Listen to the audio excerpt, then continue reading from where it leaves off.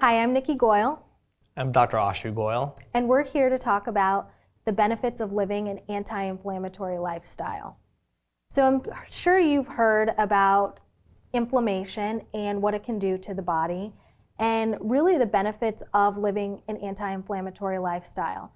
Dr. Ashu Goyle, can you tell us a little bit about inflammation and really what does living an anti-inflammatory life mean? So inflammation is the root cause of all disease. And ideally, if we can eliminate inflammation, then we can treat and eliminate diseases. So there are lifestyles that we can choose and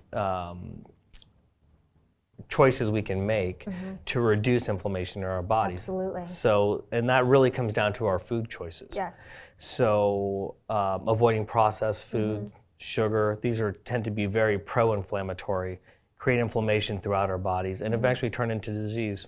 Most common example is sugar. Yeah. The more sugar you eat, the more likely you are to develop an inflammatory condition that results in diabetes. It can cause injury to the pancreas, which produces your hormones, which help you process glucose. It can also damage the receptors that help glucose go into the cells. So finding a balance, I think, is key. Absolutely. Avoiding processed food. There are so many chemicals that are added to our foods that are not good for us, and they create inflammation throughout the body. Yes. So that's just one of the many ways we can do this. Well, and at Integrated Spine Pain and Wellness, we have a whole body approach. So that is where my husband and I kind of have a duo going on, and I am a firm believer, a very strong believer in anti-inflammatory foods, and that made me create a food blog called Nikki's Great Tastes. And what's nice is we are able to really help patients with their diet and lifestyle at our clinic. And so when you go onto my blog, you will see different anti-inflammatory recipes, and we also provide a guide at the clinic for a lot of our regenerative medicine patients that goes through a brief summary of basically what a diet would look like and some of those recipes that are included with them. With some of the anti-inflammatory recipes that I'm creating, it's really getting back to whole ingredients.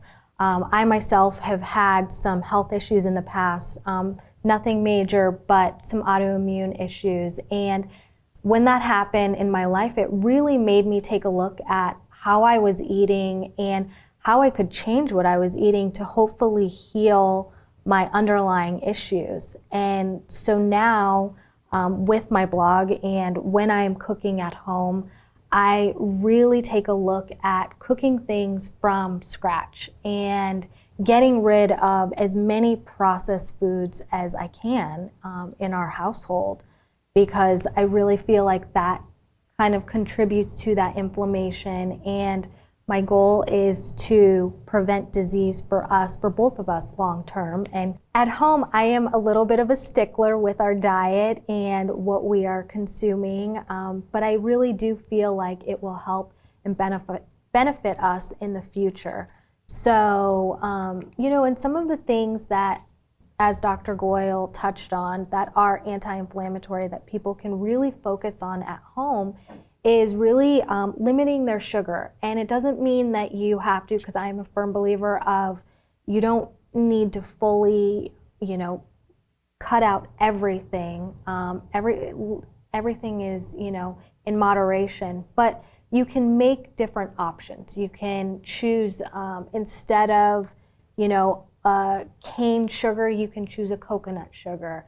And I'm also a very big advocate for the brands. I mean, choosing better brands, looking at brands that have, less ingredients and don't have, when you look at a box, if you find these ingredients that you can't even pronounce their names, it's probably not something that you want to buy. Or consume, or consume, exactly. So just kind of, it's really getting back to the basics and trying to fill your day by eating, a lot of greens. It's Whole foods. eating the rainbow. Exactly. Yeah. So then in addition to that, exercise is really important. Absolutely, exercise is huge. Cardiovascular in Yeah. particular, so getting your heart rate up. When you exercise, you produce endorphins. Those endorphins tend to have natural anti-inflammatory properties, so you can reduce inflammation just through exercise. So, and then sleep is very important. Sleep so is major. sleep deprivation is associated with increased inflammation also. Yes. So at Integrated Spine Pain and Wellness, we like to incorporate all of these aspects into helping people. So like Nikki was saying with our diet at home, Yeah. you know, we've learned a lot just by exploring this anti-inflammatory diet, and that's something we can share with our patients. Absolutely. Costs absolutely nothing at all. Yeah. It's available through Nikki's blogs, and we actually do recipe cards that we have throughout the office that are anti-inflammatory. And a lot of these recipes are very easy to do at home. Yes. And then Nikki has her, like I said, her blog, and she has several videos demonstrating how to prepare and cook these meals. And really how easy cooking at home can be. You don't have to be a chef. I'm not a chef. I was never professionally trained. But that's my goal as well, is to just show people how easy it can be, and it doesn't have to take hours and hours in the kitchen. I mean, you can prepare healthy meals in, 30 minutes or less, which is really nice, especially when people are crunched for time and, live a busy lifestyle. So, and, the other benefits of, living an anti-inflammatory life and eating anti-inflammatory is not only do you lose weight, but you also help prevent future disease, which I think is key in a world right now where, we're trying to keep ourselves as healthy as possible.